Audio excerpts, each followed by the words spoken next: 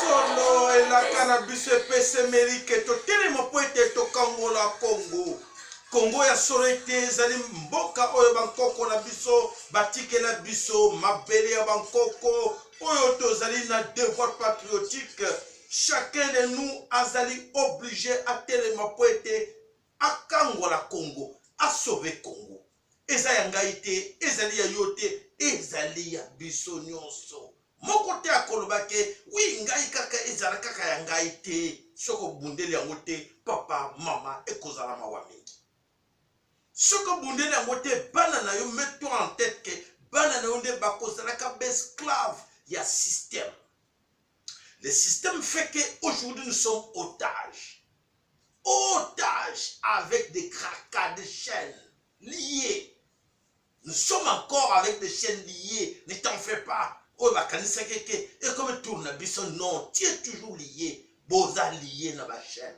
Et voilà, nous devons tous nous mettre ensemble pour dire que détachons nos chaînes. Oh, et kangibiso. Bokanisa ki tolbaki, mingi ba seka kibiso, mingi ba finga kibiso, to tike le bino 8 mois, to tike le bino 9 mois. Papa, maman, to la petite bino balele ki boye. Boko zo le côté jello.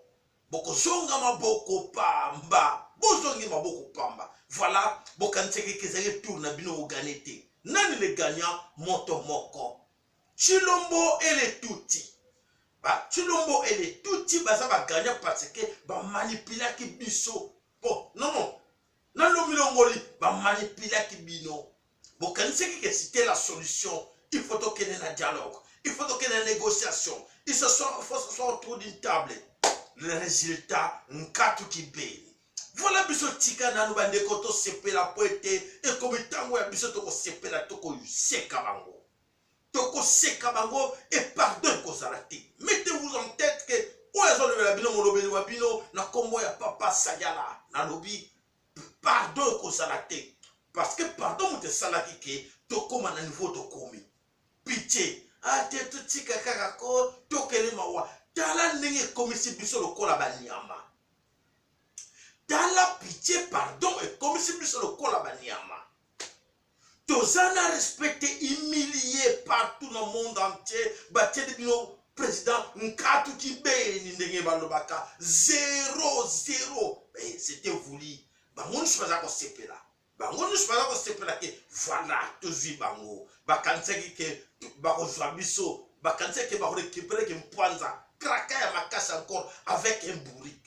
Il faut l'accepter. Ils n'ont pas ce point d'avoir accepté la vérité, mais accepte-les. Ah, franchement, Tondima qui te mota zoba boye, comme ça, biso boye, tout ce qui se passe devant lui, il faut dire oui. Papier nous, c'est qu'on est allé pour son aïe, oui, même quand atanga kangote. Je ne pense pas qu'à tanga. Ce qu'atanga va papier, on a pensé, et qu'on interpellé, mais oh. Mais c'est que je suis en train de signer là. Mais je vends mon pays, non? Même pays n'a été même à 50%. Il peut dire cela. Mais comme il dit rien, c'est-à-dire que Azotangate. Et nous, on sait que nous allons nous poser la question avec les autres. Qui vous a signé ces papiers-là? Oh, c'est Chilombo qui nous a signé ces papiers-là, que nous sommes propriétaires de tel endroit. Oh là là, allez les suivre, allez-y. Allez en Angola, allez le suivre chez les Bachoko là-bas, ceux qui Ndomaho, ceux qui n'ont machin.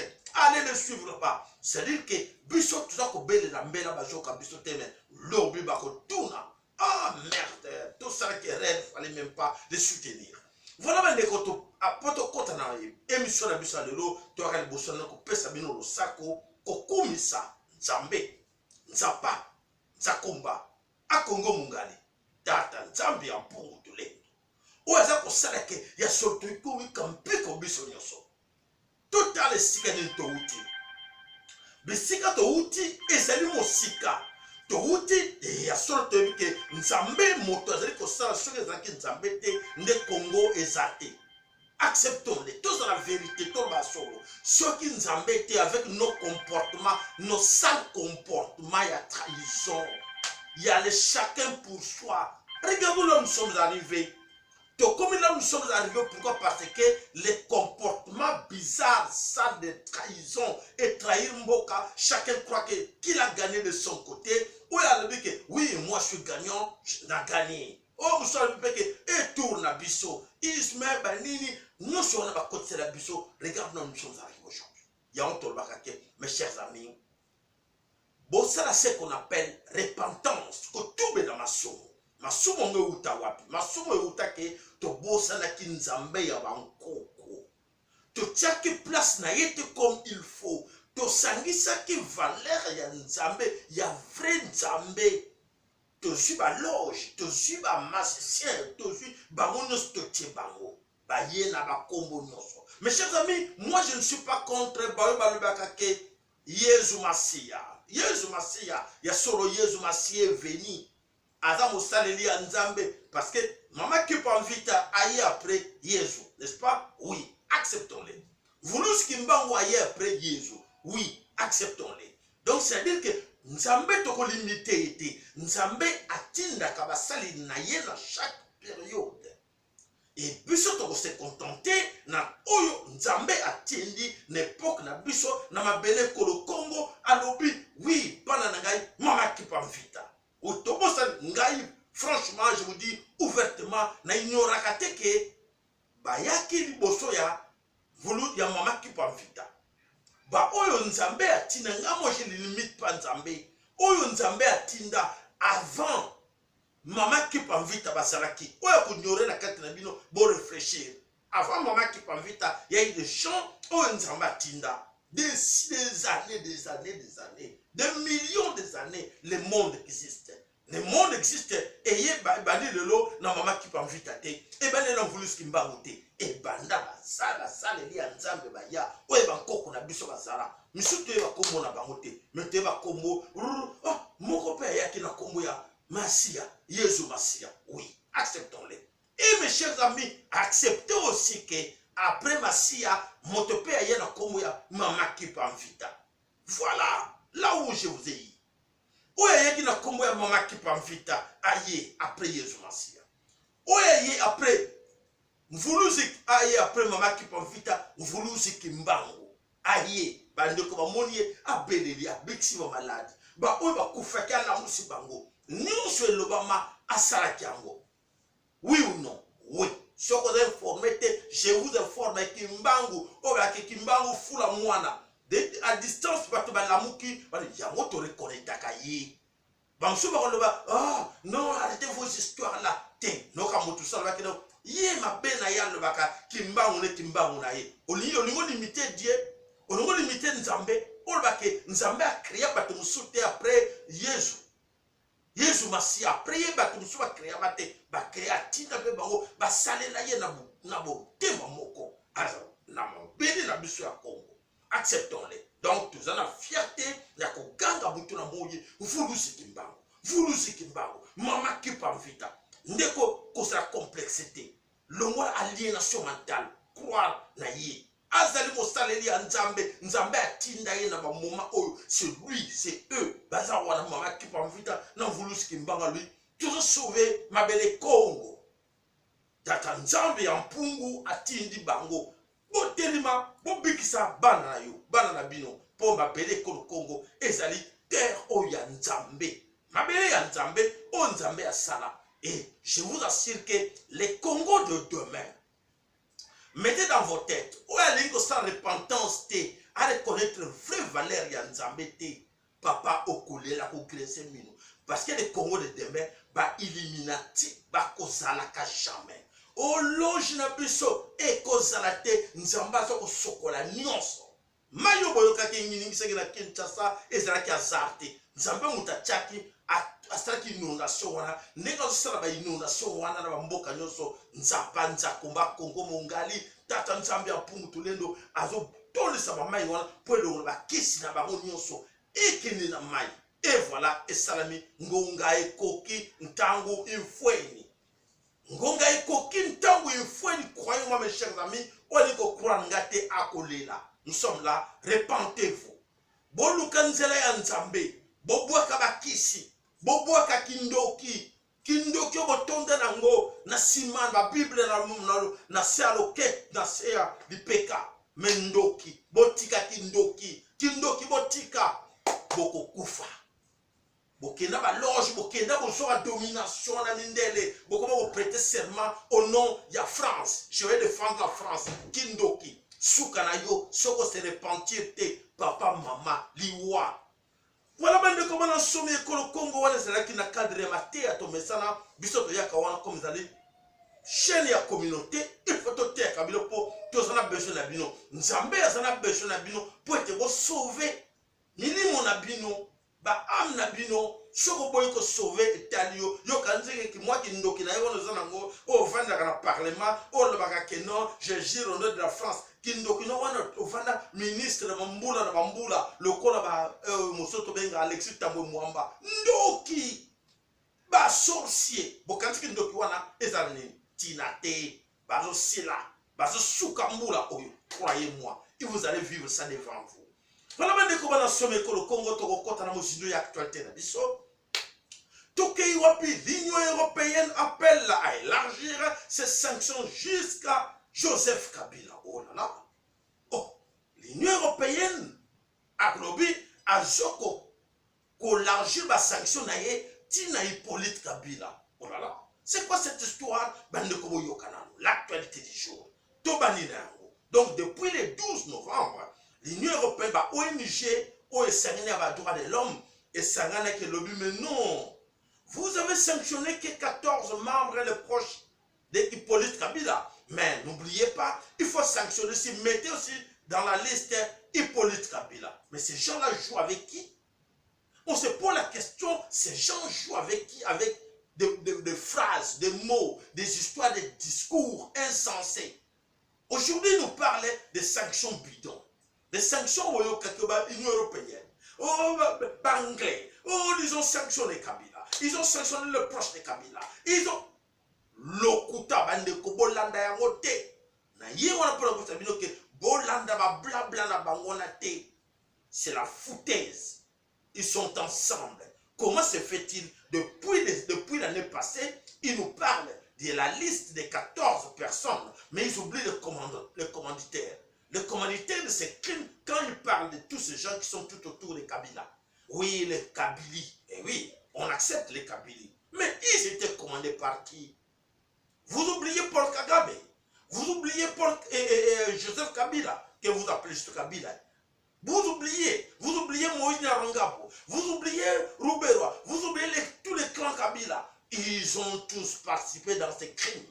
Et aujourd'hui, vous les oubliez. Vous les avez oubliés. Dans les sanctions, on tourne par le nom de Tutsi. Voilà, vous êtes complices. Vous êtes des corrompus. Pourquoi vous ne parlez pas des crimes de Tutsi?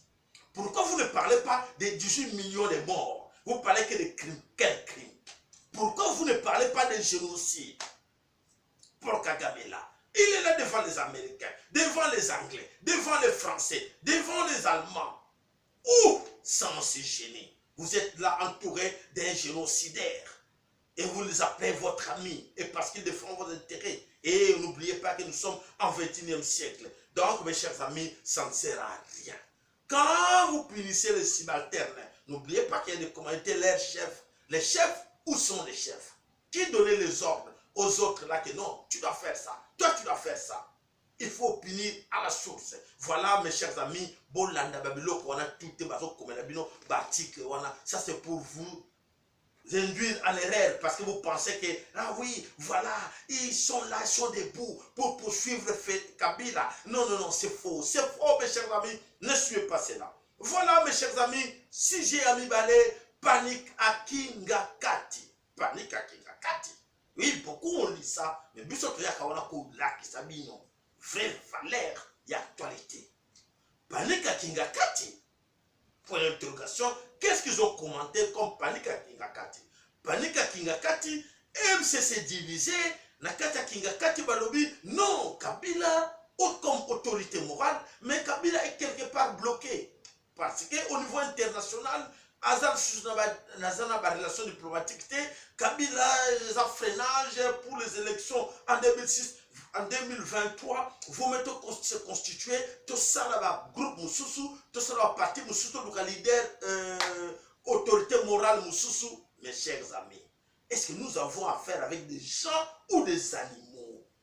Franchement, quand on nous enseigne qu'il y a des fois on réfléchit comme des animaux, c'est... Non, non, non, non, non, non, c'est pas normal. Vous, politiciens congolais, vous êtes là derrière comme des chiens. Vous êtes là derrière le fait de Kabila. Comme ça derrière. Et ça ne vous gêne pas. Ça ne vous gêne pas, mes chers amis. Aujourd'hui, la plupart d'entre vous, 95%, ce sont que des Congolais. Les 5%, mais les 5% dominent sur les 95%. Et c'est normal. Aujourd'hui, on vous dit, oui, créez un événement. Créez un événement, comme ça ils seront distraits. Ils vont voir qu'on est en train de travailler pour leur place. Mes chers amis, Bino Souban en somme école au Congo, s'il vous plaît, Bino Bato, on ne vous exige pas d'aller à l'université. Mais ne faites que même secondaire, il y a Pamba. Mais tu peux analyser, mon cher, ma chère.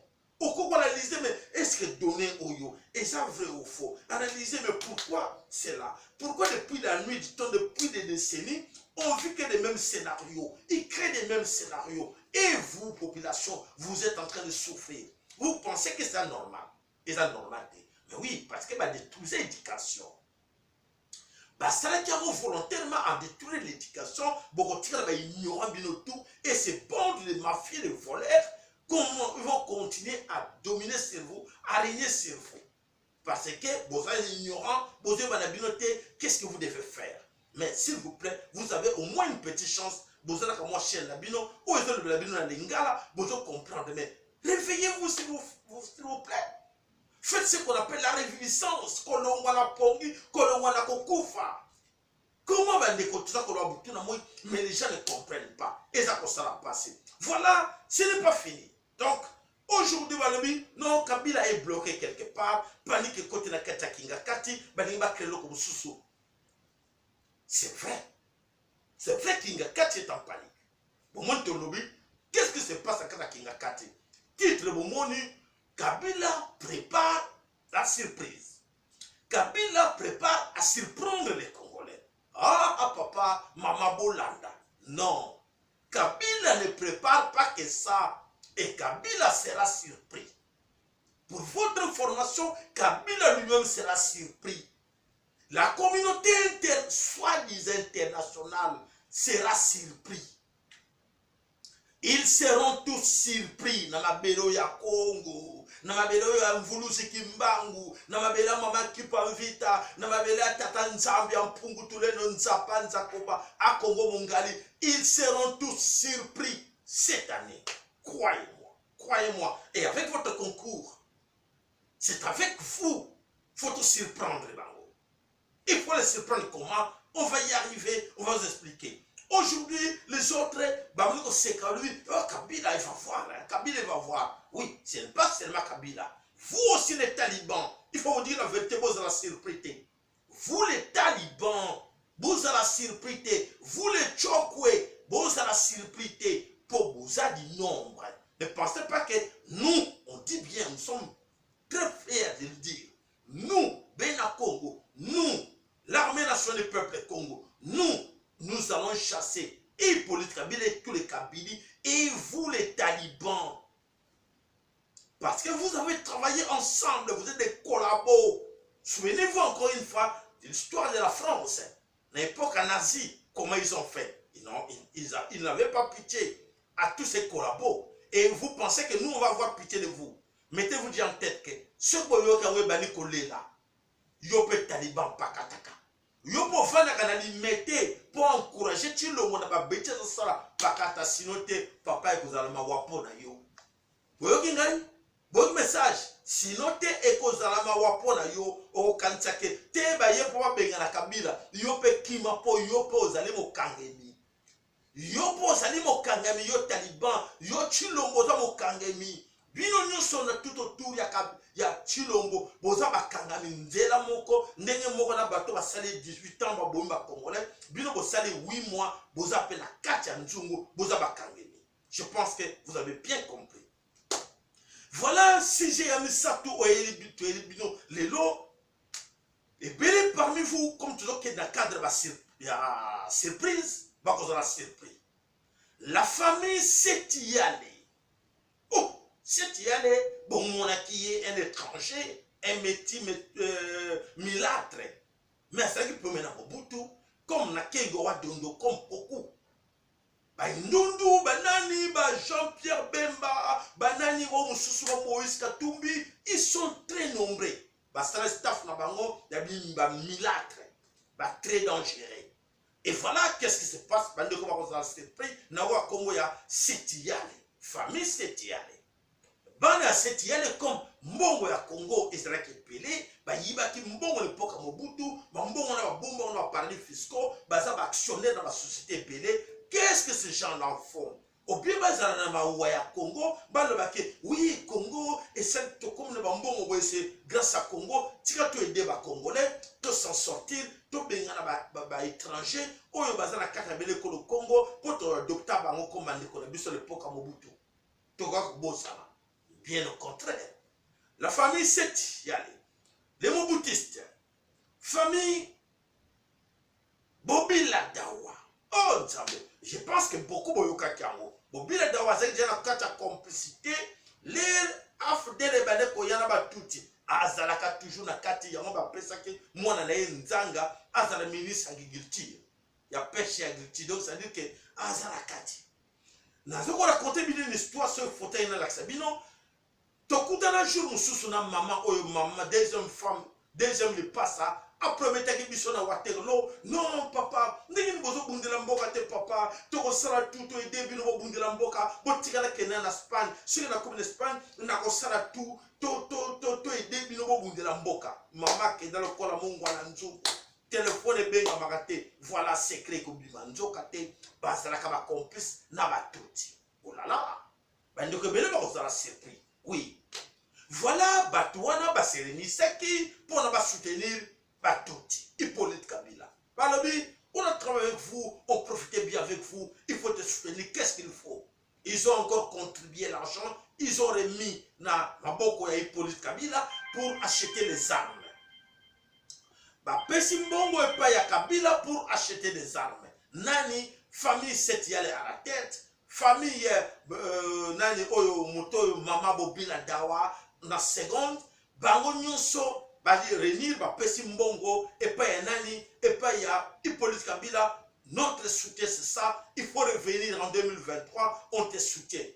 Kabila lobby, bravo, bravo, bienvenue. Mbongo ils ont accepté. Et voilà, famille Bobila Dawa, complice de la Katia Makambo, voilà, ils sont là, bazo se préparer ndengenini, ba nuire Congo, ba nuire Mabele, oye commissaire bango, ba mfwama. Tala bandeko bon kanisa ke bozala kana faire na bato bako sobe bino nzoka te bangala excusez-moi s'il vous plaît nani Bobila Dawa azala katia masolo oyo wana na ba Jean-Pierre Bemba na bango tout nzoka te bazana posa na bino te ba préféré ba tutu bazana na tête ba mbasa na bango calme ba bosani ke basala ki mabe na Congo l'époque ya Zaïre ba bosani ba mbe basangi na époque Mobutu ou bien basala ba mea culpa basenga bolimbisi non bazo compter kondir. Voilà réunion oyo bato na biso miso na matoi ekweki na bango dans le bateau et bato miso na matoi ekwelaki bakamwa lui oh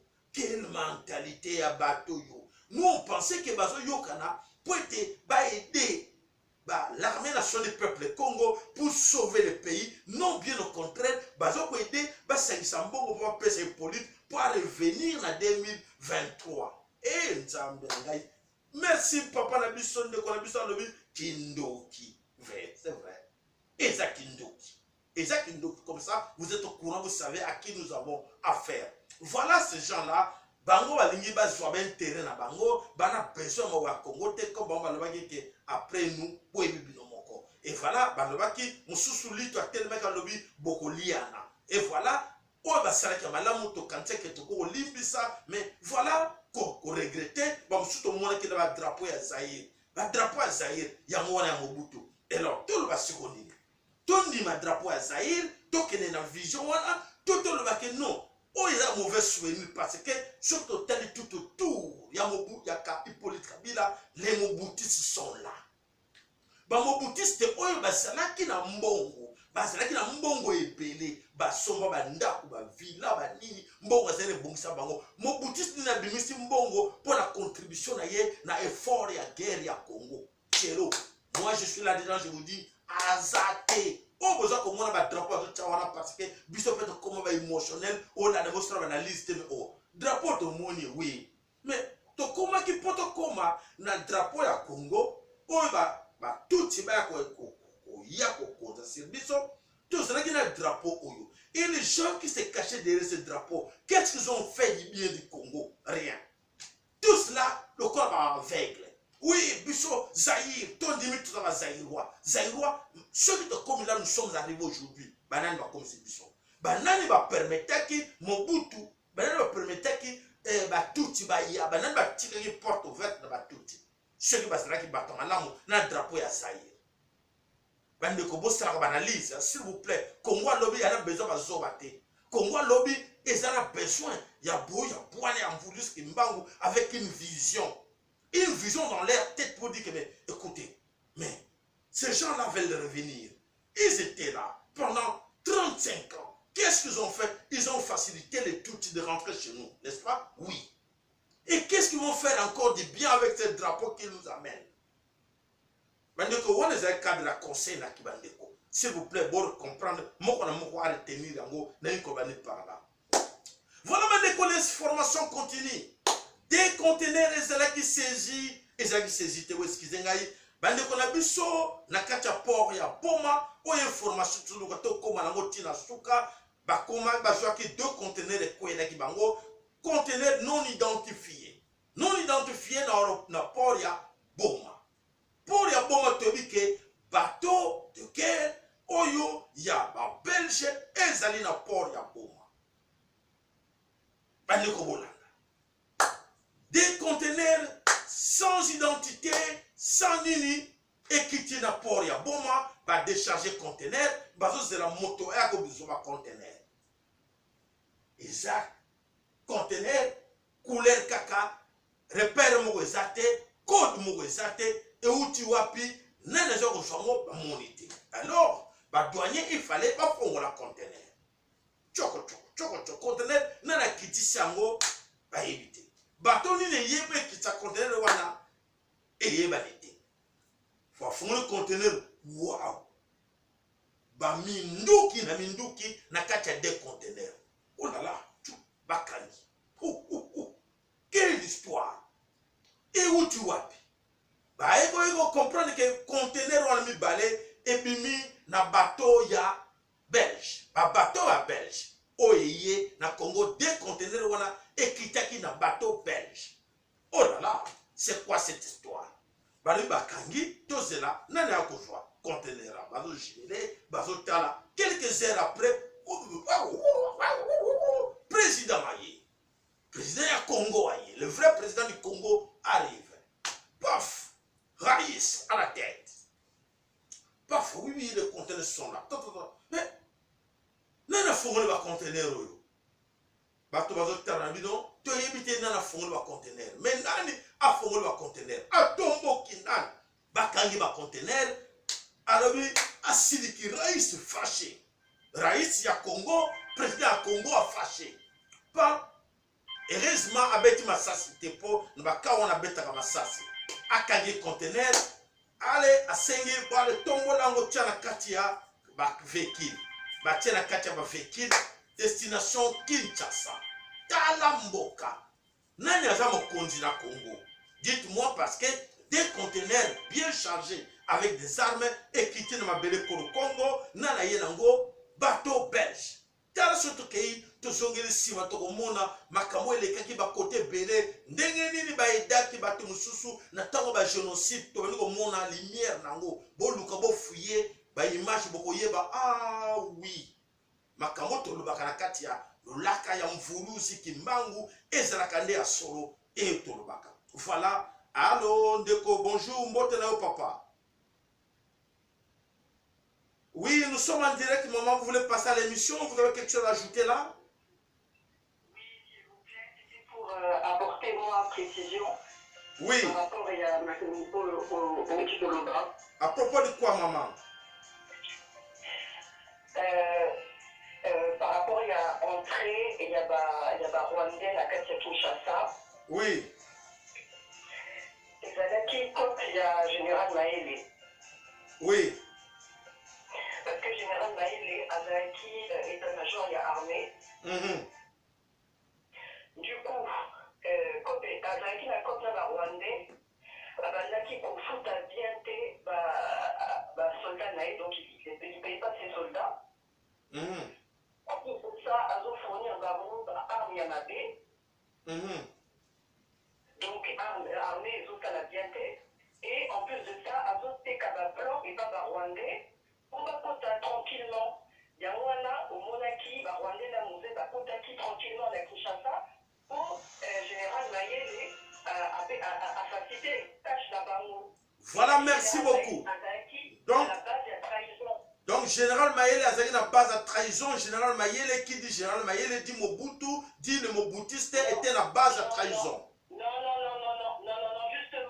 justement, allô, oui, justement, ça n'a rien à voir. Justement, Général Maëlé Azaki n'a pas ambition, il y a Yemoko. Ça n'a rien à voir avec Toloku là-bas. Oui, mais parce que, parce que, c'est là qu'il y a 4 gouvernement. Et c'est là qu'il y a 4 armées, il y a gouvernement, il y a Mobutu. Mais tu sais, c'est pas le premier traître de l'histoire et ça ne sera pas le dernier. Donc, avec traître à facilité, Rwandais va compter la nouvelle, Kinshasa et Rwanda va compter la facilité. Donc, Azaki peut-être à blanc et pas Rwandais. Oui, voilà. Nous, notre. On a compris. Donc, notre analyse d'aujourd'hui, c'est quoi? C'est-à-dire pour dire que, écoutez, si nous sommes là, nous sommes aujourd'hui, qui a permis à ces tous d'entrer chez nous comme libérateurs? Donc, c'est l'époque de Kabylie, des Mobutistes. Les Mobutistes alors. Oui, les Mobutistes alors. Les Mobutistes alors, maman. On ne peut pas dire ce qui n'a parti mon corps, il y a un traître, on ne peut pas associer traître Wanana, nation Mobimbani, parti Naï Mobimba. Voilà.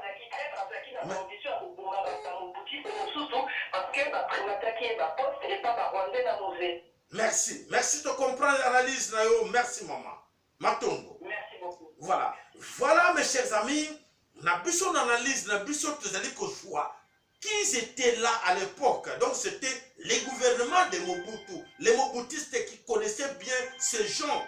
Quand ces gens-là s'amenaient au Congo, il y avait bango que sont des Tutsi rwandais parce que surtout tellement à l'époque à Mobutu, Bisengeman a été à l'époque à Mobutu, Bisengeman a le papa. Oyo les razo fongola vertir que Tutsi va kota va pita bango de nationalité. Les Mobutistes étaient tous là. Bisengeman n'était pas seul, il y avait un gouvernement, il y avait un Sénat, il y avait un parlement. Donc ce parlement c'était des Congolais. Mais comment Bakangaki Miso, Bisengeman a fait sa loi et que Tutsi base la nationalité bango tout et sur que wanate to monaki bango nyoso ba généraux tout bazaraki quelque part bango nyoso moko na bango na mwasi ya Tutsi et basa Tutsi wana les bazo pesa bango bazo sala na liste que basi wana un jour ba ko trahir bango to ba ko sala bango mabe et que mboka na biso comme na problème moko na kati na bango aza alingaki koyeba bango azaraki te pote bazaraki na bango préparer te na kosala musala ya soda ou musala ya sécurité. Donc, tout ça n'a pas passé passer c'est pour l'avenir. Pour ce que boss va passer te compte tu dans même erreurs, le moko pas bimi à lobby. Oui, moi je suis prêt pour sauver le Congo. Nous avons ta mutumoko batiner dans Batuti pour te induire biso en erreur.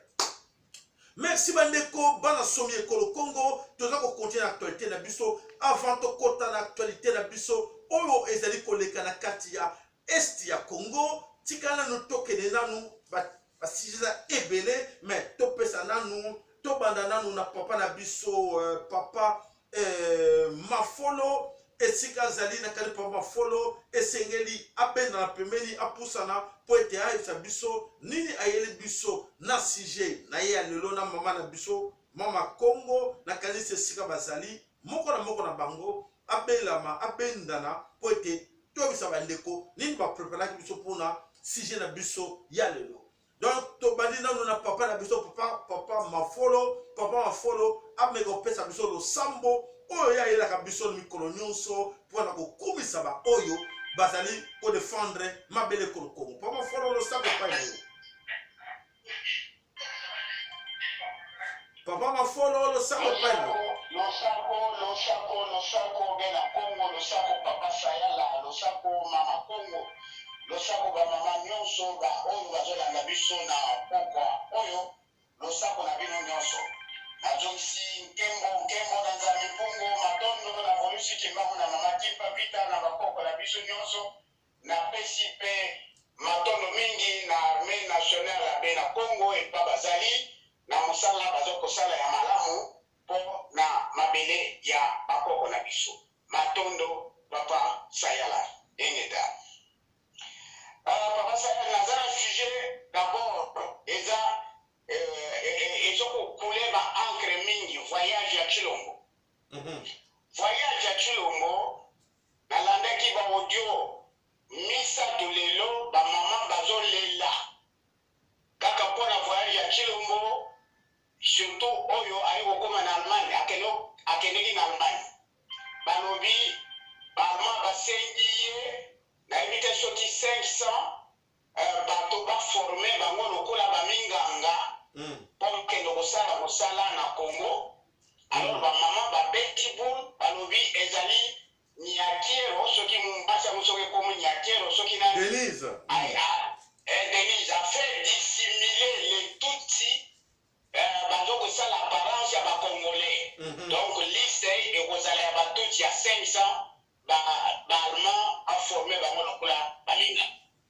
Mais contrairement à ce qu'il y a bango moko allemand un membre influent na kati ya bureau na kati ya cabinet ya chancelier a pesi déclaration ya Chilombo alobi nini akritike nini alobi boye Chilombo azali lokola surveillant oyo azokomela litanga mais azokosinteresse na bafumeur mosusu.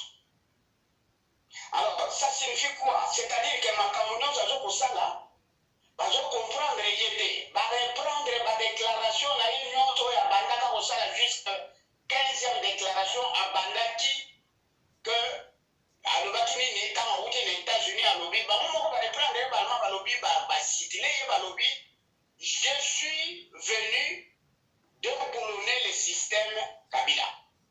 Kabila c'est un partenaire. C'est moi qui dirige et qui révoque. C'est moi qui nomme et qui révoque. Si jusqu'au 15e, on a dit que si la rétrocommission est illégale, ainsi de suite, allez vous comprendre. Alors, un tel monsieur a humilié toute une nation dans la déclaration naïe. Bayambiye officiellement na baye selon nyonso ya pouvoir ya mboka wana bango sima kama joko lobaka je veux faire de la République démocratique du Congo une allemande na ye awa koluka ba investisseur pour faire développer le Congo. Entre-temps batongo bazo sekayo sima. Quel est ce genre d'homme? Quel est ce genre de président? Alors c'est vraiment humiliant. Entre-temps, il est toujours en voyage. Voyage à Chilombo et bandi pour rabaisser, pas rabaisser, mais pour chosifier toute une nation. C'est-à-dire, et comme on dirait que on n'existe pas dans ce monde. Entre-temps, à Lungwe, à quelque chose la scale, il est toujours en voyage, s'il vous plaît. À quelque chose la escale, na Kinshasa, a accompagné un camarade na ye Ambongo, na place basaka ba incantation mystique na kati ya stade wana. Lelo na messe ya invocation ya Lucifer Jésus,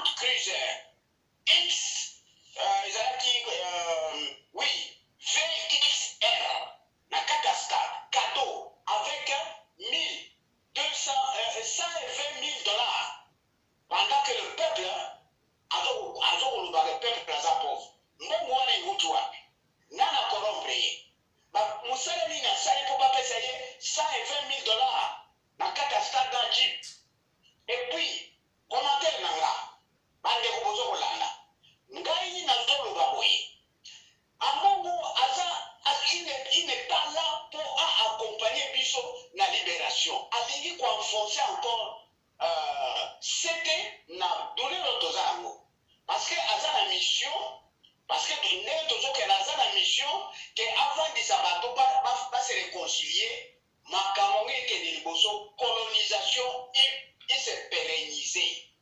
Voilà makambo nga nazwi ya mbongo na Chilombo en bref eza na sens wana donc mbongo azali wana ye akobanda koyoka baaudio na kobanda kotindela ye azonga na Rome akende court parce que na Rome ayebi ye na kombo ya Gabriel. Alors voilà pasi toza nango yango wana bamama oyo balelaki lelo na baaudio bayeba bien ke Chilombo aza na ye bisika nyonso bazokende même banorme diplomatique eza nango te bazoseka ye banda France ti ndenge azokende awa akomi na Kinshasa lelo lobi soki azokende wapi tokoyoka kaka na sango lokola akoma pigeon voyageur mpona yango papa napesi liloba mais entre temps nakosala nakoepengela eloko moko olobi de conteneur ekoti conteneur wana ndenge yo olobi papa sala ce sont les Belges bango bato batindi baye nango allez-y comprendre que na eloko babengaka barwandais babengaka génocide rwandais mais ce sont les Belges bango nde à partir ya matonge na bino wana tomonaka na 98 bakese ele bakese ya baarme blanche c'est-à-dire bambeli oyo minene ekutaki na Belge et ce sont les prêtres bazalaki komema ngo na kote ya est tala sikoyo ekomi manduki babelge bake balobaki bake manœuvre nzoka nde bake na bamanduki bapesa ngo on dirait que ce sont les Congolais eux-mêmes qui s'entretuent.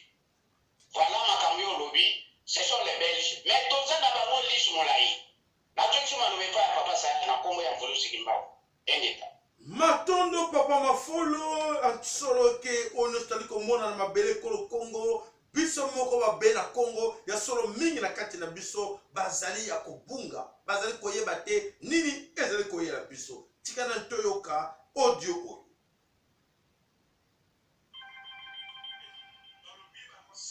marche moko ya kafu bakokende na Capitol Hill kotala basénateur komona basénateur américain na 11h juste na sujet na bango oyo elobi ke massacre ya Minembwe donc bazobenga yango massacre de Minembwe bakoya base plaindre ke bakongolais bazoboma bango na Minembwe.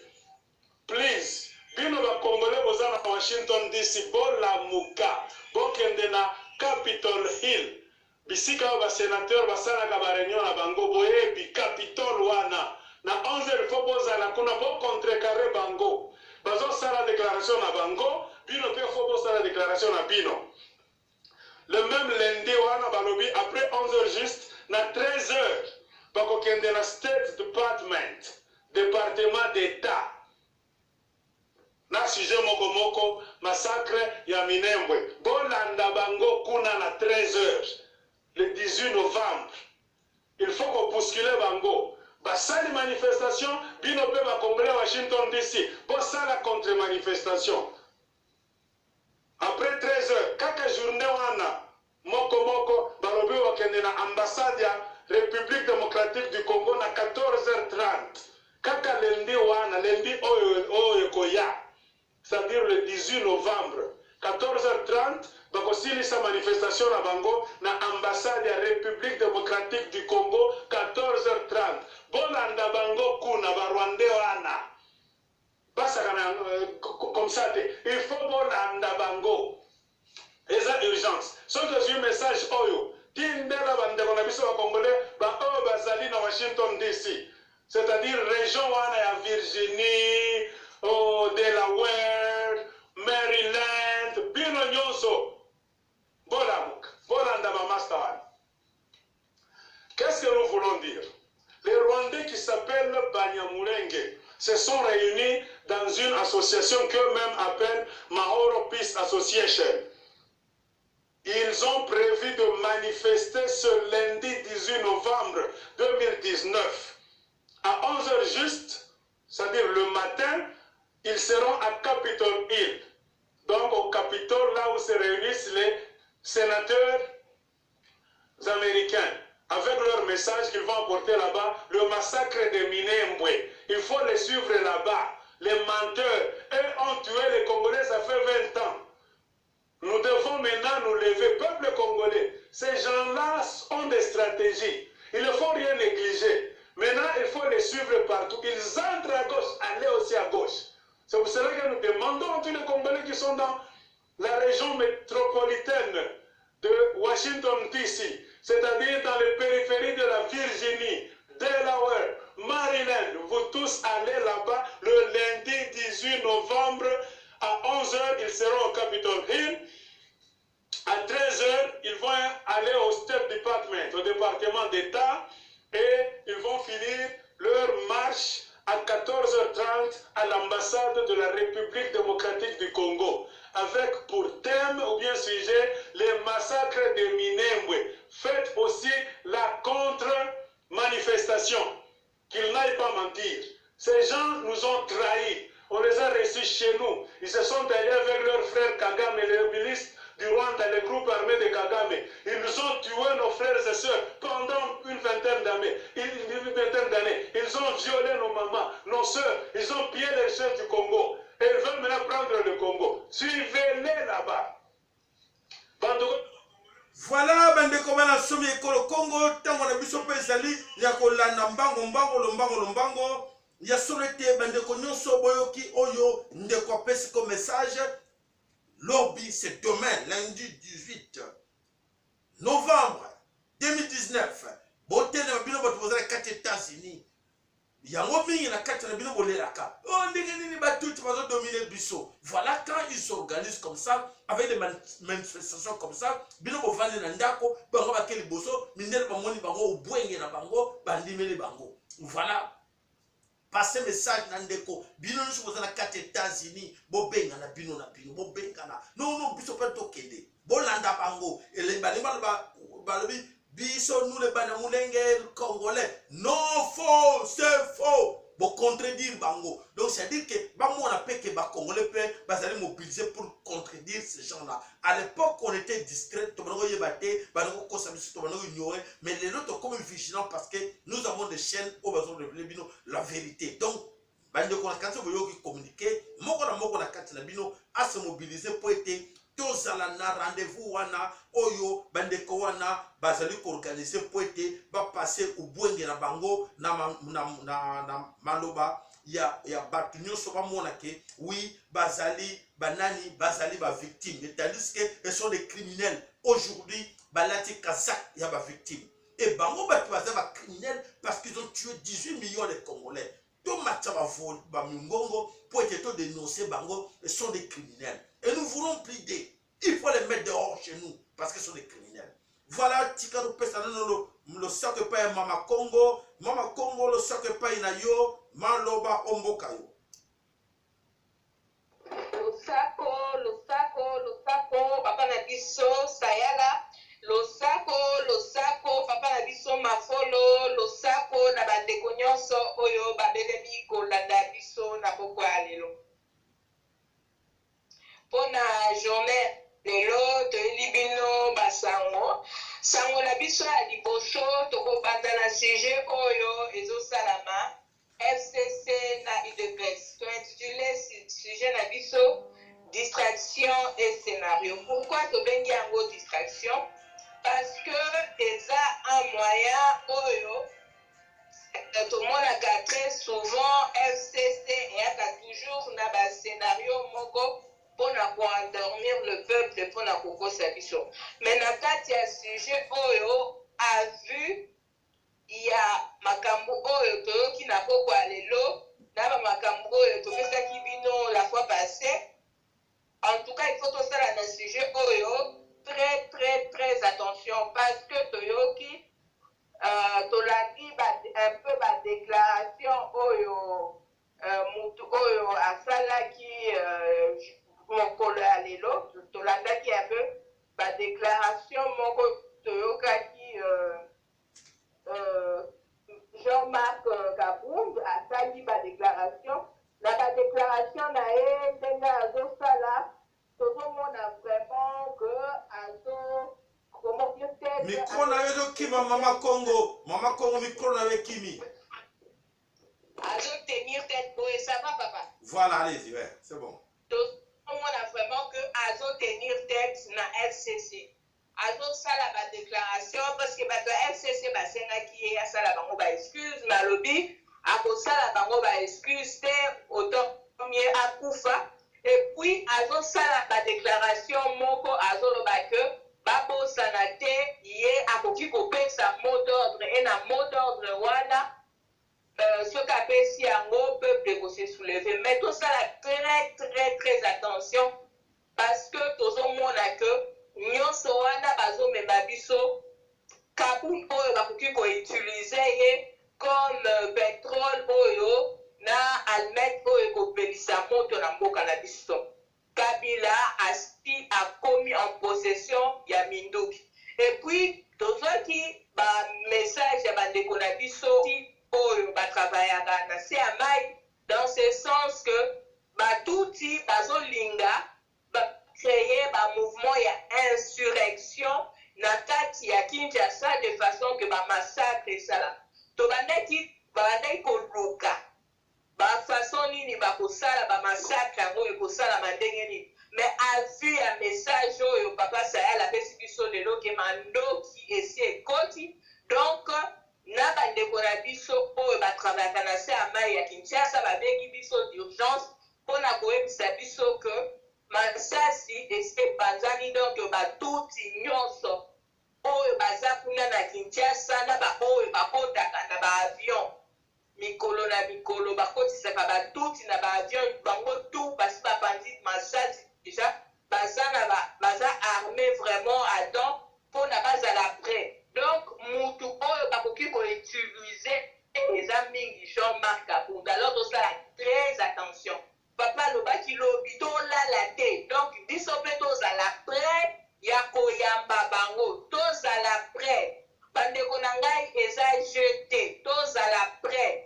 Biso nyonso tomeka kopanza sango oyo na Kinshasa. Bandeko na biso bayeba ke Minduki esi ekoti balingi basalela biso insurrection moko mboka epela moto donc bazoutilize bato bakoutilize ekozala bandeko na biso ya UDPS donc bango nde bakomema bango de façon ke bamemela biso buzoba wana bakobanda koboma biso na mboka na biso donc masasi ese ekoti na Minduki ese ekoti na Kinshasa epi moto amemi yango eza Kabila ye moko moto amemi masasi wana na Kinshasa.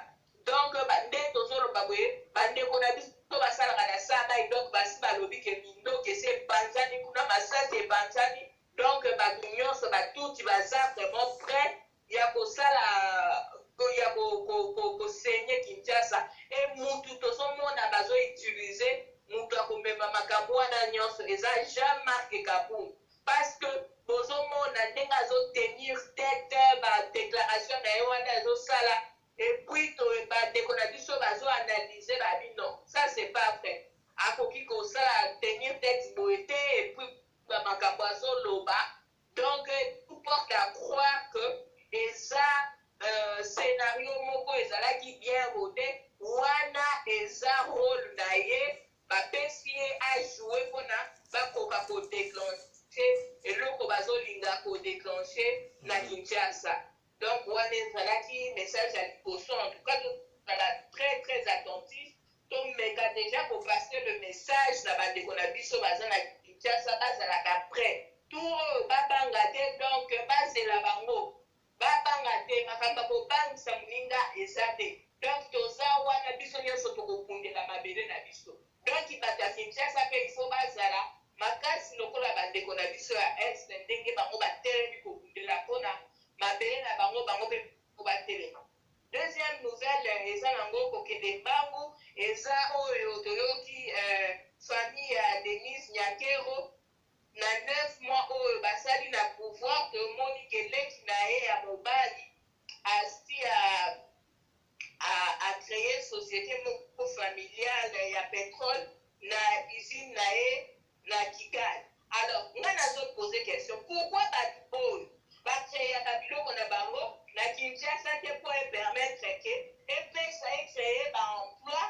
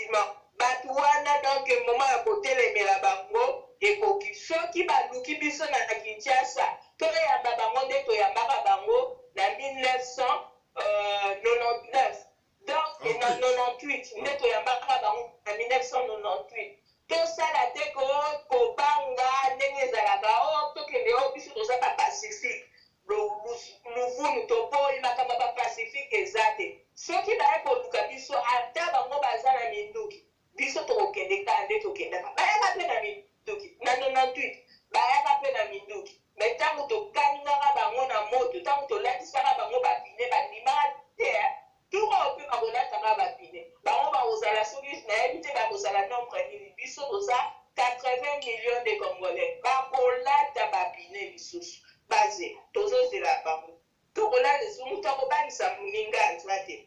Et puis la troisième chose, toza na likambo oyo video oyo biso nyonso naza sur biso nyonso tomonaki yango eza video oyo ya César Ngadi oyo azalaka ndeko na biso kala tobandaka kobunda na ye me akoma na ye na ele wana mosusu.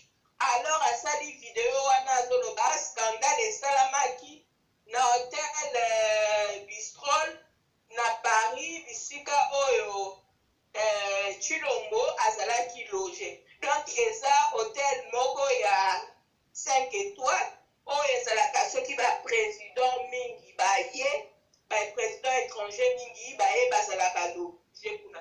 Donc eza na 5 étoiles. Ba 5 étoiles ezaka deux formes. Ezaka 5 étoiles moko kaka ya ba chambre mais ezaka na 5 étoiles mosusu ezalaka 5 étoiles palace. Mais wana ezalaki vraiment 5 étoiles palace. Ce qui s'est passé d'après ma déclaration na ye gouvernement oyo donc présidence ya Chilombo et prometaki bango ke mpona bamessage na bango bazoreleye mpona Chilombo bakopesa bango quelque chose. Donc bakopesa bango mwa mbongo bazala bango mpona ekozala neti bafuti bango mpona makambo nyonso oyo basali. Alors arrivé le jour J Chilombo akomaki bayebisi bango que non il faut bakende kozwa bambongo na bango. Le premier jour bakei bavandisi bango pendant le matin ti heure moko. Deuxième jour tous les 3 jours Chilombo asalaki bapesi bango eloko moko te. Alors pour finir bazalaki tellement fâché bakomaki kotia mobulu na comment dire na hôtel wana, ce qui fait que nani directeur ya hôtel ayaki kobengela na bango mpila na 4 heures du matin mpona mbila abenga na bango. Donc bazalaki vraiment humilié, bazalaki très fâché parce que soki comment dire bapesaki bango promesse te basambwe bazongi maboko pamba jero voilà basongi maboko pamba po batangi batie biso makelele awa pour finir eloko eza te batulaka bato baza kuna na kati bango moko bazalaka na mbongo te bapesaka bango eloko te kozaka dienge baministre bazofuta bango te. Baministre debi babanda mosala ti lelo bazwa ata 1 centime te. Donc il a ba ministre bazwa 1 centime te sikoyo bango baofuta bango te. Mbongo wana eza kaka moto azobeneficie nango eza kaka Chilombo ye moko na mwasi na ye nyakemo na kamere na amiga. Le reste donc bazomona eloko te. Bino sikoyo bamakambo na nyonso bango bamonaki yango eza film. matondo mama Donc sikoyo ekomi bango film d'horreur. Donc bakonanga bazwi. Merci.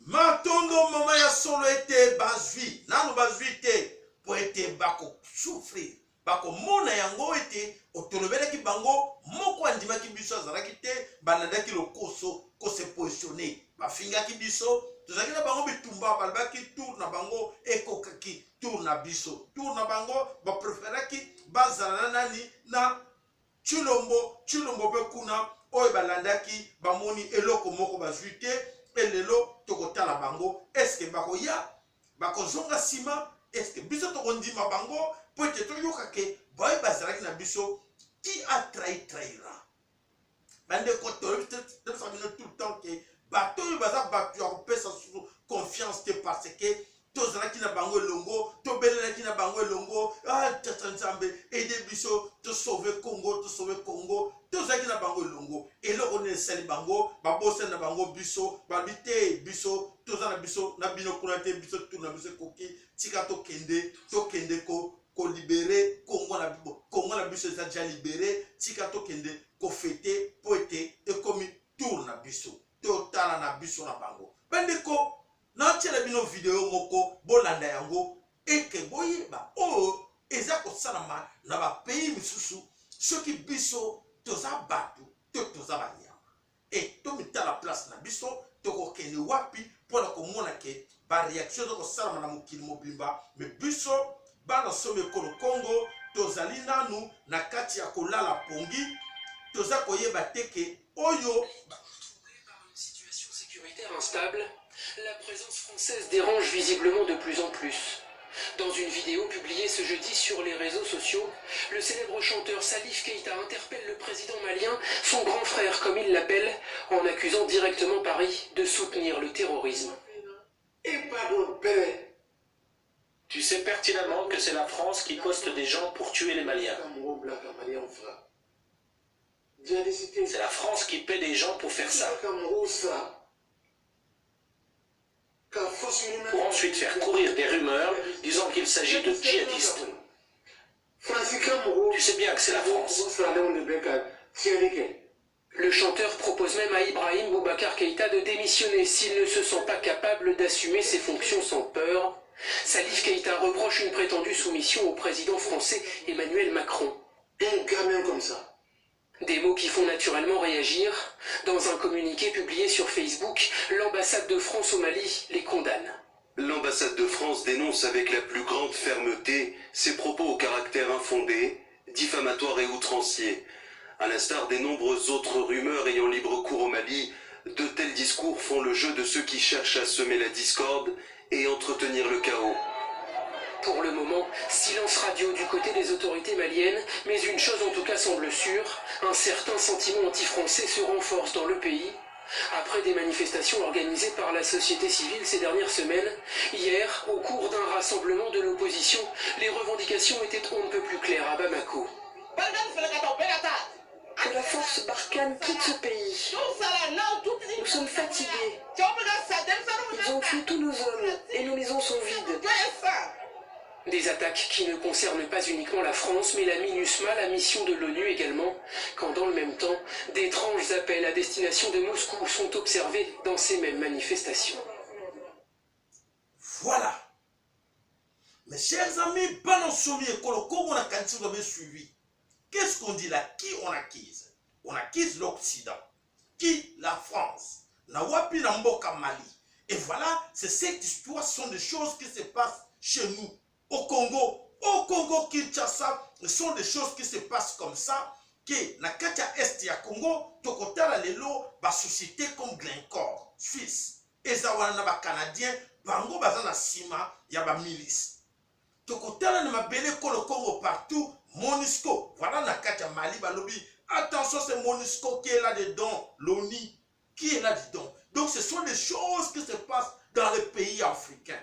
Mais t'as la mobilisation, il y a des Maliens, on va tellement bango tout, comme Motomoko, que non, France dégage. Voilà mes chers amis, bino batuboye biteke, quel est le rôle que la société wana, ba français, bazako jouer dans les pays africains. C'est pas seulement le français, mais la plupart de tous ces gens, o boza ko kansake bazali bande kona bino e bangonde ba kusala biso quelque chose nzoka te bangonde ba loki ba bomi monene ya mabele koko. Avec les assaillants pendant l'incursion.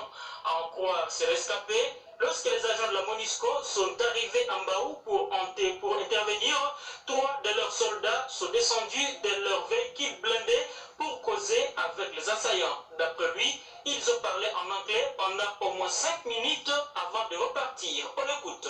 Nikavuka nikaenda kulamusha wale wavaze kurudia kwangu, nikakuwa kukutana na watu adui. Wakati niliuliza nasema hapa ni banani, mara moja kitu kilikuwa kunijibu ilikuwa ni masasi. Masasi inapigiwa, kati napiga mimi naanguka. Wanasema kwa kale kana kufa, nikamwambia mimi sikufa, mimi hamtaniweza. Banazunguruka nyuma ya manguruwe kutia kusudi wavuke, nikaangalia kisi ninapita hivi na wao wanapita hivi, atakuwa kuninasa, nikapita mbio. Nikavuka ngambo cha mamo, haikuwa mbali na barabara. Na pembeni ya kanisa ya Fepako. Mimi nafuchama pale ilikuwa verba 2h15 minutes à 18 minutes, nikaona gari ya Monisco. Inakia inashuka, inashimama.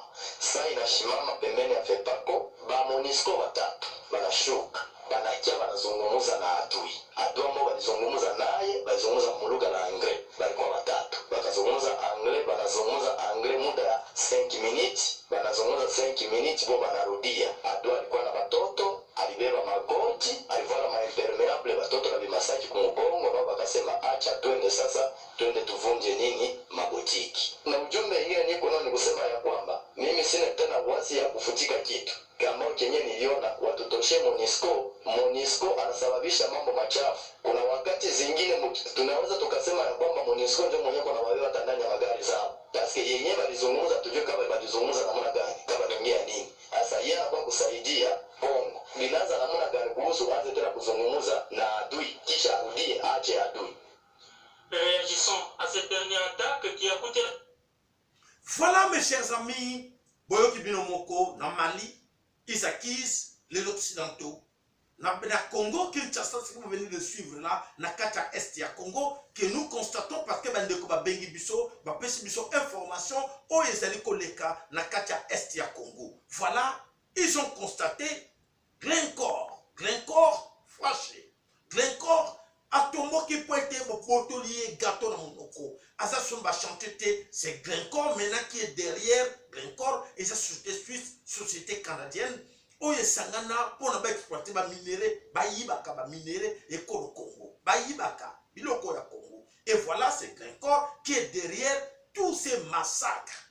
Oye bozako yoke zako le kanakati Congo. La vérité est quoi na kata est que Glencore et la Monisco, Glencore adopé sa mbongo na Monisco a le constat de feu wana sous prétexte ya qui avec étiquette ya ADF Nalu qui n'existe plus. On a appelé le Congo, ADF Nalu existe à la souté. Voilà bandeko pour votre information. Les autres koloba la muka oyazali derrière. Kagame, la muka azali derrière Kagame, la muka zoko sabato avec Moïse Katumbi. Voilà, bango tout ce total bango nyonso Glencore a financé ba mercenaires oyo po boyo ki ndenge na reportage ndenge bandeko ba lobby to moni Monisco ye aye ko benga ba ngomi ba mercenaires asolo na bango 5 minutes ti bango moko ba lobby te tokende na biso ko attaquer ba boutique. Donc ça veut dire que Monisco ayebi tout baza ba master bazo pesa na ba code et bongo bandeko. Qu'est-ce que nous attendons encore? Qu'est-ce que nous attendons? Voilà, allons à Katia Béni. Béni, les massacres des civils continuent. Plus de 52 civils tués par la Monisco et les Ngomino. Même histoire. On a répété sous prétexte ADF Nalu. Faux. Il y a plus de ADF chez nous. Donc c'est des sociétés là qui financent. Il faut compter toujours qu'on massacre la population civile. Donc ça veut dire que Bango Bazo Okende, Bazo massacrer. L'objectif c'est quoi? L'objectif pour la Bango Ezali, l'extermination de peuple Congo, l'extermination de nos populations, surtout la Kata Est. Il faut exterminer tout Est. Voilà, Bandeko, Bazo exterminer biso na ba moyenini, Bazo exterminer Bandeko na biso na ba otoka ba arme bactériologique, on va utiliser comme Ebola na ba vaccin nango. Oui, bah, monsieur, bah, ça, vous voyez, bah, conséquence, nango. Pourtant, tout ça, on dit tout ça, va mentir. Conséquence, nango, c'est pas maintenant, vous allez oublier. Quand vous allez oublier dans 10-15 ans, c'est là où vous allez comprendre que ce qu'ils ont mis comme vaccin dans vos corps, dans les corps de vos enfants, c'est dans ce moment-là, ça va commencer à agir. Et quand ça va commencer à agir, beaucoup de monde a, comment, et ça va être trop tard. docteur wana soki mukungula soki nani camarade à Félix a kozala les sociétés bobo sana à cette époque là nzoka ta salia mbongo na ba chilombo et voilà ma conséquence beaucoup perdre ba bele na bino pour être bango ba sala un projet à long terme bino bo sala à court terme.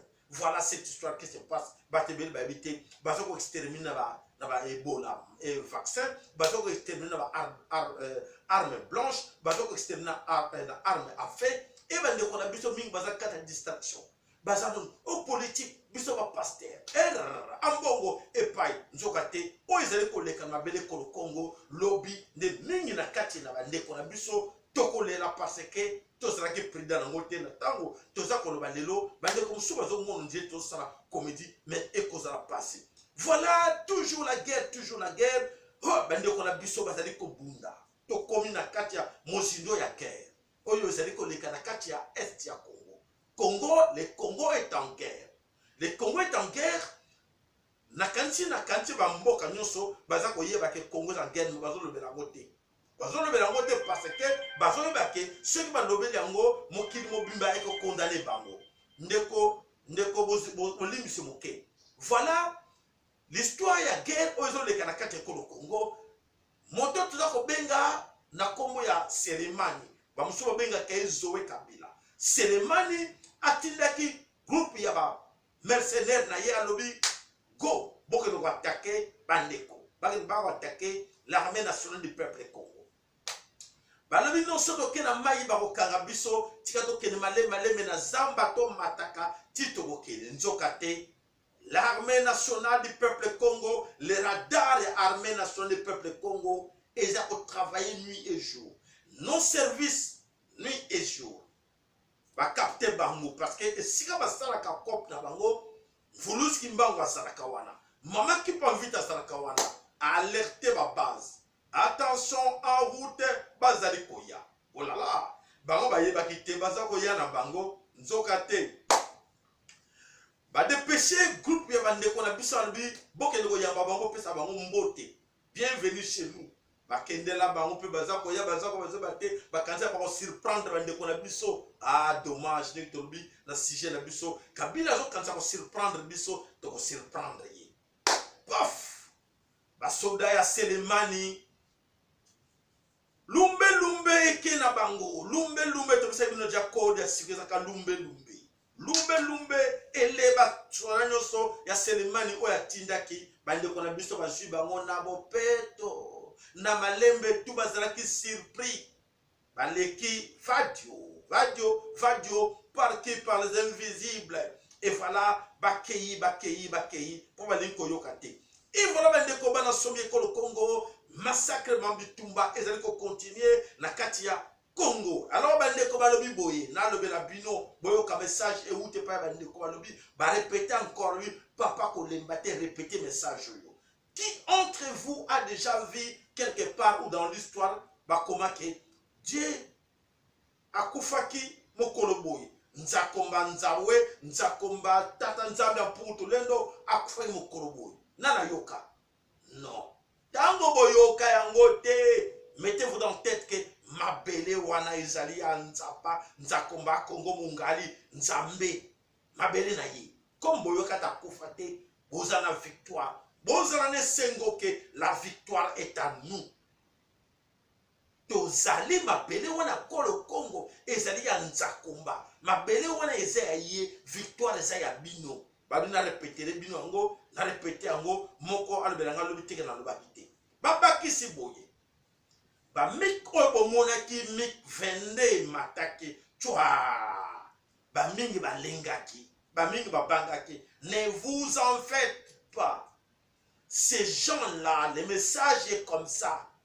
Ceux qui sont qui sisi mutatide ki ba de mikwana mik vende ayebi ki akoki ko mekate ko attaquer Congo mboka ya nzambe avec des armes comme ça, avec des avions, jamais. Donc, bobanga na binote, ceux qui a meki lisusu, à comprendre que bavion ne va le candidat survoler région ya Congo et ils ont bombardé, mais ils ont bombardé dans le pays na imoko.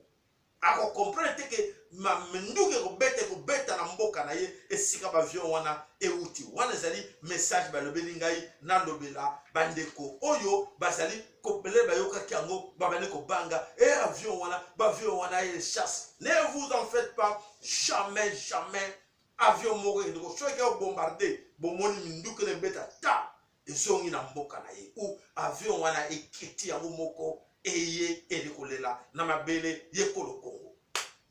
Voilà mandeko bana somi kolo Congo Kampala Uganda.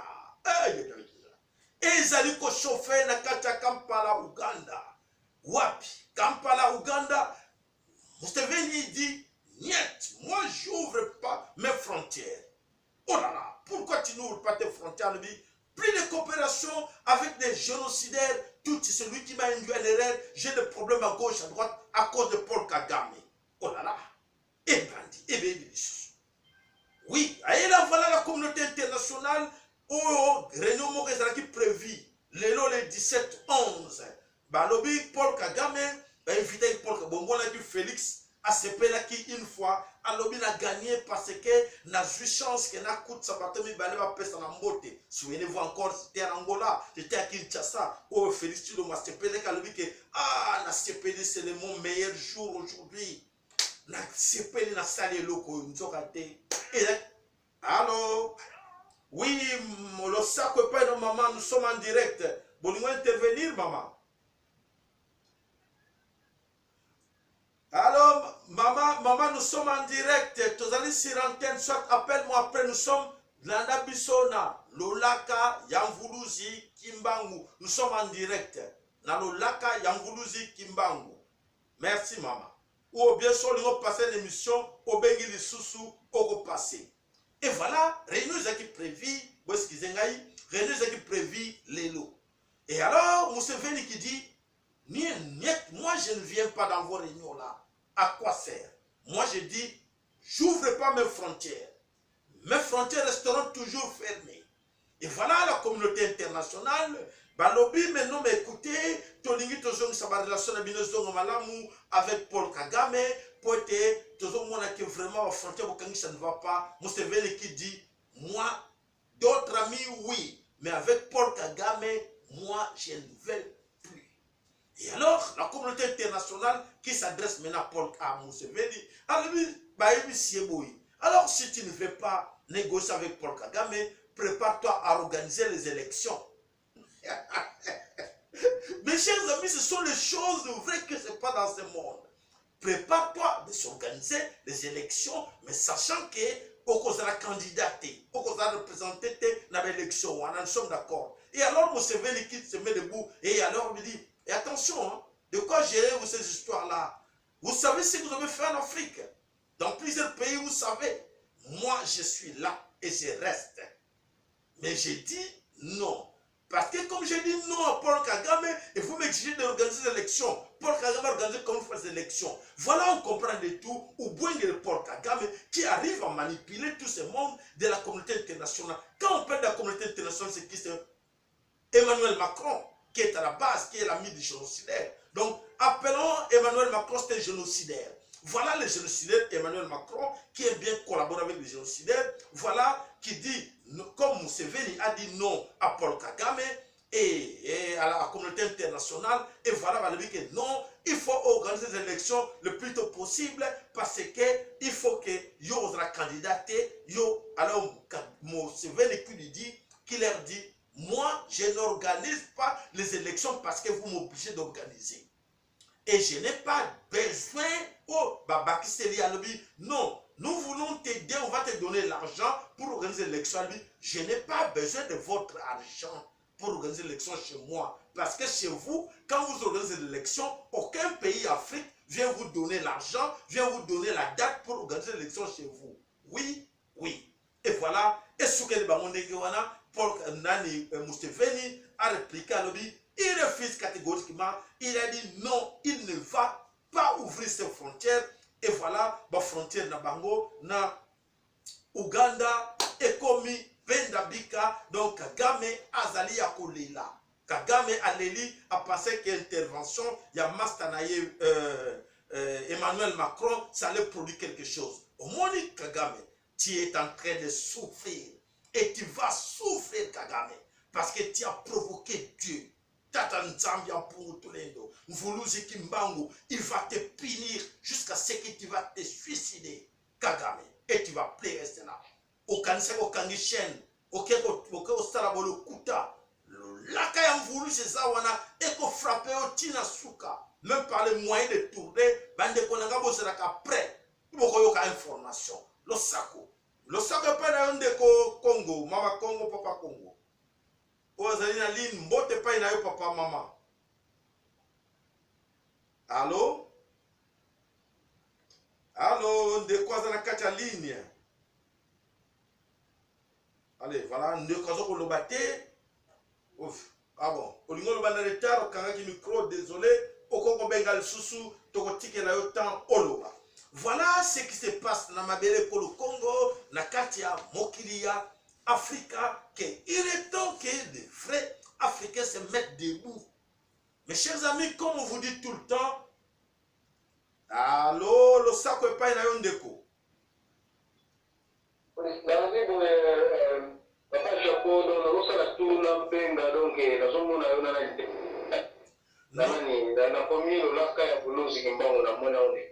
Lolaka Yamvuluzi Kimbangu, nous sommes en direct. Tozali na Lolaka Koma Yango bien. Lolaka Yamvuluzi Kimbangu, nous sommes en direct sur place là na kati. Déjà aux en direct. Na kanisi ba ndekope bazoko yo, bazoko yo kayo. Kanga na zobe mo skola lobi na rotiro nzembo. Papa benga na mopanzi to kanisa oleko intervenir benga na mopanzi to solola olingo solola. Voilà bandeko bana some Kolo Congo na tango tozali koloba ezali tango ke moko na kati na biso aza na souci ya bana na ye. Aza na souci ya bandeko oyo bazali na mabele Kolo Congo benga bango lobela bango ndeko. Vous êtes prêts? Êtes-vous prêts à agir? Êtes-vous prêts? Parce que tant que bandeko bisa bango se préparer. Tant que bisa bango mlenge laka. Boye ba moko na yebele ko na ko bunda nango. Est-ce que bandeko bosala ki prêt? Ba mingi bazala qui prêté bazaki na kati ya masano comme la cigale et lelo ba moni ke bazali encerclé o ba no mona ke to belo ko sala ba blague lelo nde e ko komela bango mobulu mais o ezala qui préparé bien avant na kanisa ko yeba ke on s'est préparé, je me suis préparé, j'ai mon instrument. Voilà la kanisa, vous avez compris, parce que la guerre est là devant vos portes et cherchez à faciliter les tâches na bandeko ba ko bundela bino. Boyeba boluka boyeba oyo azali tuti oyo azali nani. Il est temps, c'est devant vos portes. Bo croire ngai bo benga bandeko bo bangisa bango te mais bo lamusa bango. Bo bisa bango ke ko vanda na ndako te ba ko bomayo bima bo sangana kata quartier bo tali oyo wana bazaba nani oyo wana bazali ba tuti bo attaquer bango.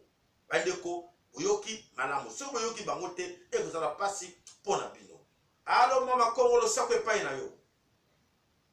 Lo sako papa sayela, en tout cas lo sako na Mvuluzi Kimbangu, lo sako na Nzambi ya Mungu la biso ya Congo, lo sako na mama Kipambita, na bosani peke lo sako mingi atuka na papa Mapolo na mama ya biso Congo, et puis lo sako na matoni mapasi kwa na armée nationale ya pepe Congo pe bani kuna ngani sto na koti na oyo bazali kulanda.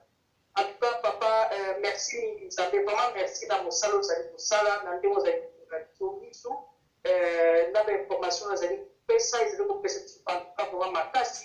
Et vous allez pour sentir vraiment il long et ça, vraiment pas il parle. Ce que vous savez, quand la pas la parce que c'est beaucoup noble et juste.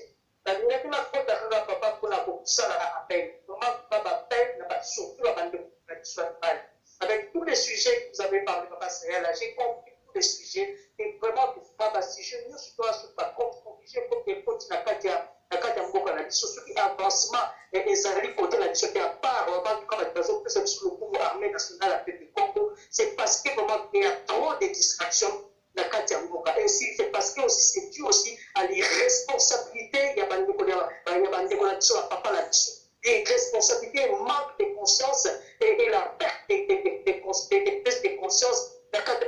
Alors, je fais vraiment tout cas l'appel bandeko na biso bapapa na biso ya mibali s'il vous plaît nasengi bino vraiment c'est l'appel que je fais à la prise de conscience parce qu'on n'a pas le temps à perdre on n'a plus le temps à perdre avec la situation qui se passe la situation qui se complique de plus en plus nous n'avons plus le temps d'un côté babelge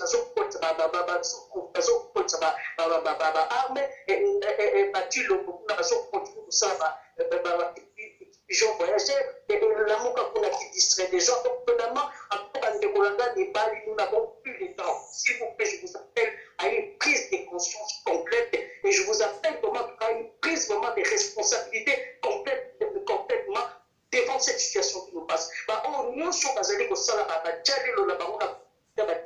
sortez à cause de 50 euros, à cause de 100 euros, nous n'avons plus le temps, sortez. Ma maman, papa, la maison, nous sommes pasteurs, et tous ces pasteurs-là, laissez vos histoires de distraction, il y a des pasteurs là, et tous ces musiciens, laissez vos histoires, il y a des musiciens là, nous n'avons plus le temps à perdre, vous n'avez aucune responsabilité, vous devez prendre votre responsabilité, il y a encore beaucoup de temps à la prise des responsabilités et à la prise des consciences. S'il vous plaît, papa Langaï. En tout cas, là, je dois être dur envers vous. S'il vous plaît, on a beaucoup joué, on ne peut pas continuer à nous passer faire rouler dans la farine. On ne peut pas continuer à être naïf, on ne peut pas continuer à être inactif devant alors ça c'est appel la salle pour la papa la biso d'ailleurs pour ça la chose appel pour la maman en tout cas nous y compris s'il vous plaît nous aussi nous devons pas nous avons la part de responsabilité dans cette histoire là nous devons prendre aussi notre responsabilité à nous pour les futurs il faut donc pour la part de la biso malade il faut donc dire parce que la tâche éducation par la biso malade il faut qu'on puisse les former leur donner la responsabilité, les amener à la responsabilité, la carte d'éducation de nos présents. On a été trop dur envers les femmes, trop dur envers les petites, trop dur, mais on a lâché, beaucoup lâché envers nos hommes.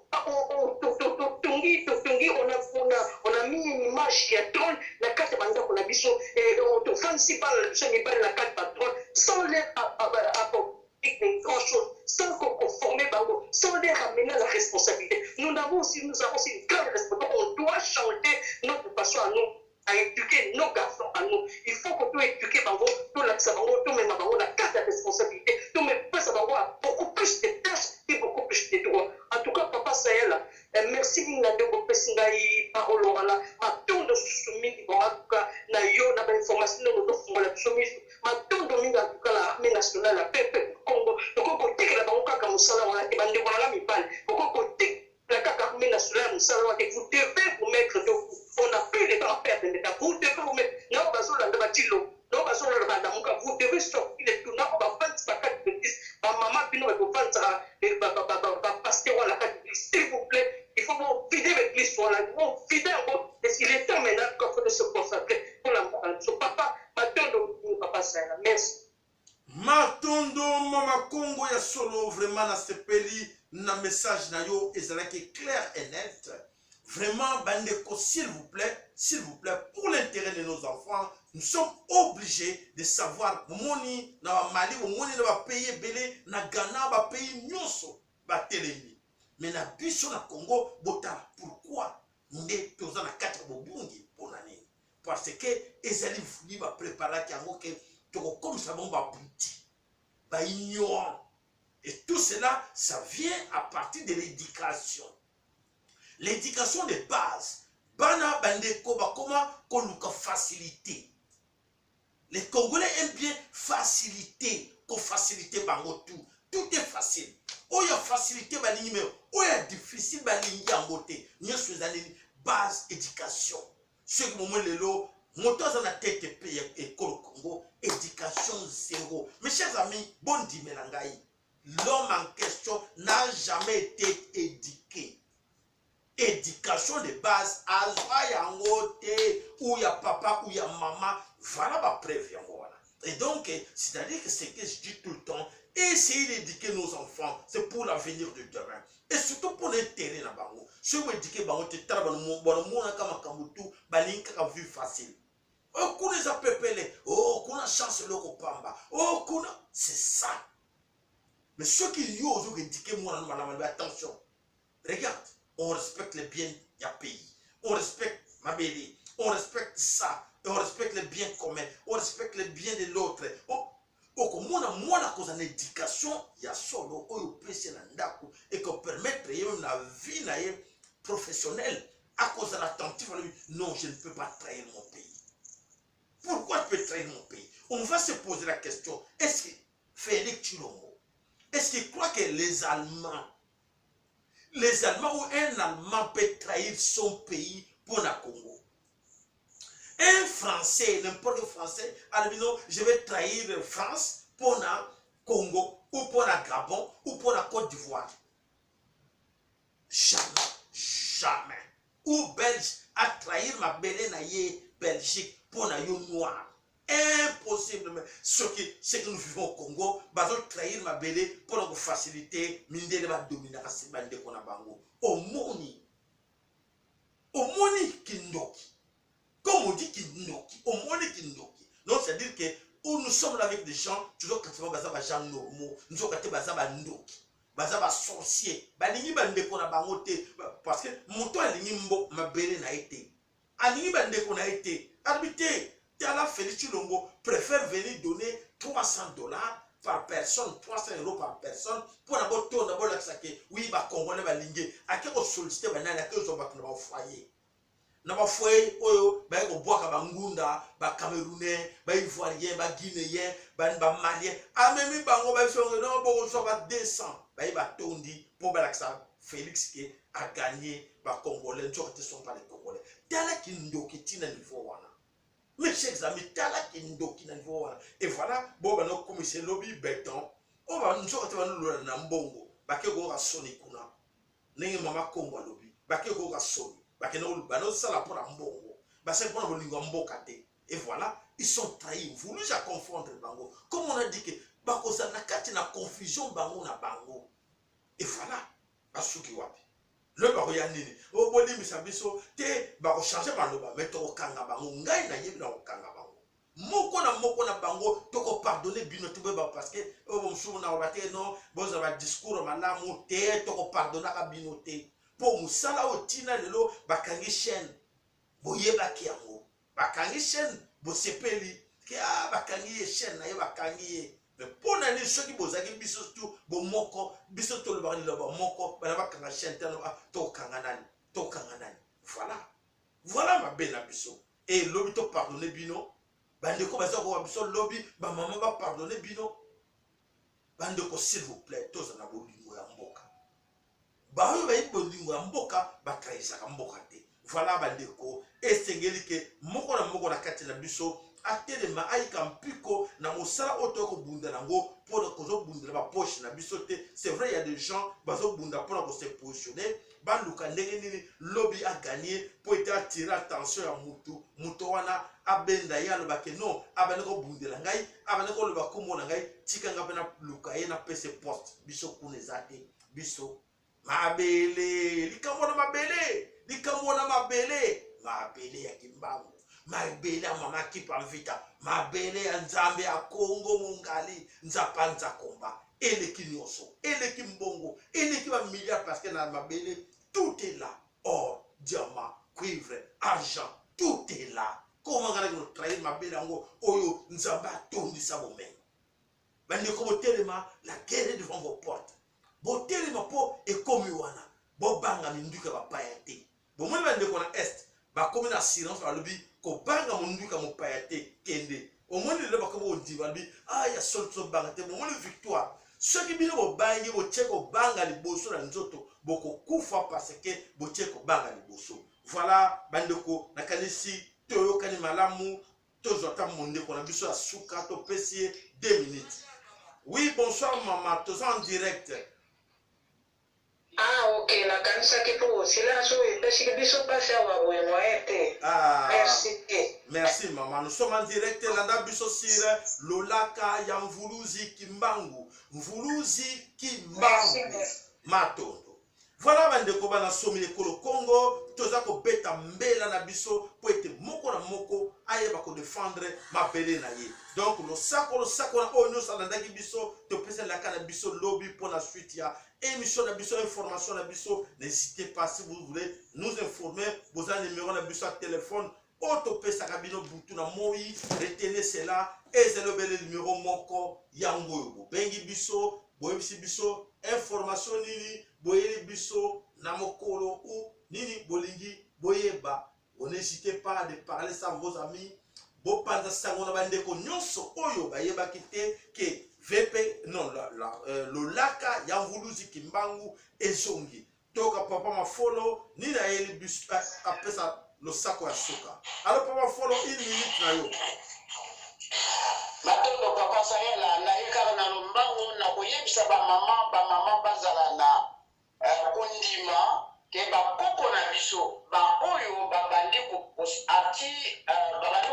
confiance mama Kimpa Vita Mvuluzi Kimbangu Nzambi Mpungu bakoko na biso nyonso bazoyoka kolela na bino ba mama botika banzela ya ba pasteur botika banzela ya ba église ya bapaya baya kolalisa biso pongi na oyo ambongo ndenge ba message azopesa ba ambongo c'est-à-dire système ndenge tozokende nango bomumbu colonisation eumeli ntango molai yango wana il faut tokata colonisation na nzela tozokende représentant politique aza te c'est-à-dire politicien aza te oyo akolobaka ase mettre liboso na biso tokomi on dirait train ezangi pardon oui wagon ya train ezangi locomotive bakoko bango moko bakotia locomotive ezokende mpona bitumba oyo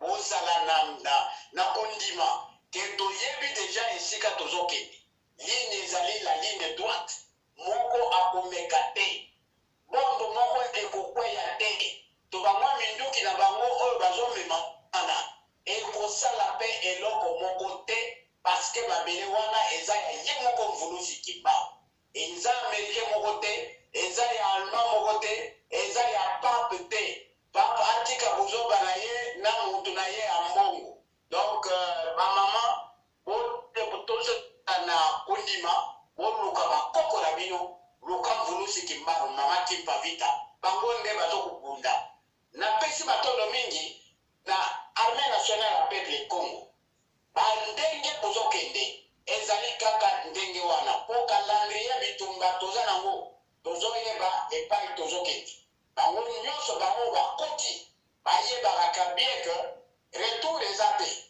kobima eza te soko osi okoti conteneur eza nano eza conteneur pas ya 40 pieds mais eza ya 80 pieds etondi nano te bakota tokotala bango soki mabele wana eza ya bango bazwa bakende nango ou bien batuti baya bavanda me batuti bayebi bien ke ngala na bango esili motuti moko akozalaka na mabele wana te mondele mpe ayeba po Vatican ezokweya Francisco bozomona pape oyo azali pape ya suka ya mibale na nsima na ye pape mosusu aza te po systeme esili babilone esi ekweyi yango bokoyoka bientôt Vatican epeli moyo antuka bamama bokotika kolela me bozala na elikia bobondelaka bakoko bobondelaka Mvuluzi Kimbangu mama Kimpa Vita mpo encourage bandeko na biso baza na bibundeli kuna armée nationale ya peuple Congo totindaka bango message ya encouragement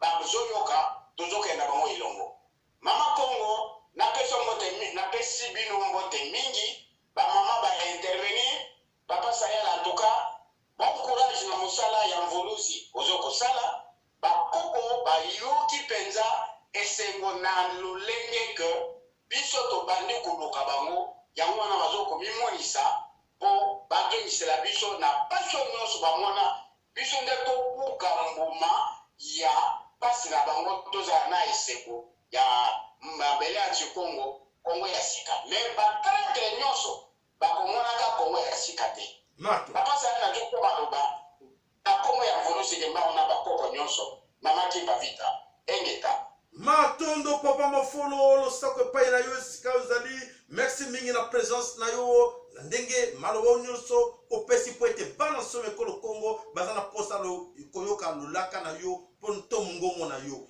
et mama Congo peut merci epai na yo malgré occupation na yo na bana mais vraiment osalaka effort ke opesa bandeko oyo yaka nango vraiment matondo tata nzambe mpo mama kipa mvita abakisela bino oyo bozali kosala po ete kombo na ye eyokana po ete ekumisama na kati na mokili mobimba bandeko bobanga te tobisaki bino ke là c'est la laisse simple, il n'y a pas de retour, ils vont entrer, ils ne sortiront pas. Tolbelaki bino baba ndimaki te basili o bazali ya kosila o et bakosila o. Donc eza ba blague te bayebi mais Satan aza no koso alingi kaka kene tina suka azosilisa bato mawa mingi men eza choix na biso te. Ils sont là et nous sommes là pour défendre notre sol.